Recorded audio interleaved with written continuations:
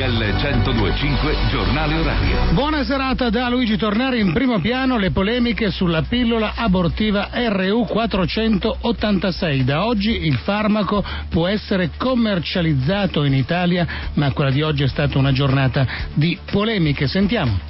Un netto no alla distribuzione del dispositivo abortivo arriva dai governatori leghisti del Piemonte Cota e del Veneto Zaia. Il primo ha chiesto ai direttori delle aziende sanitarie locali di bloccarne la somministrazione in attesa che venga definita la normativa in materia, mentre Luca Zaia ha dichiarato che la RU486 non sarà mai distribuita negli ospedali veneti. Inevitabilmente è diventato un caso politico con il segretario del PD Bersani che ha detto non sono imperatori. Intanto il Vaticano plaude alle posizioni di Cota e il Papa ha ricordato il valore della vita prenatale. Anche oggi è importante per i cristiani non accettare un'ingiustizia che viene elevata a diritto, per esempio quando si tratta dell'uccisione di bambini innocenti non ancora nati. E nella maggioranza si attacca anche il direttore dell'Agenzia del Farmaco Guido Rasi, lo ha fatto Gasparri, che ha dato il via libera alla commercializzazione della pillola abortiva. Anche su queste dichiarazioni critiche dall'opposizione.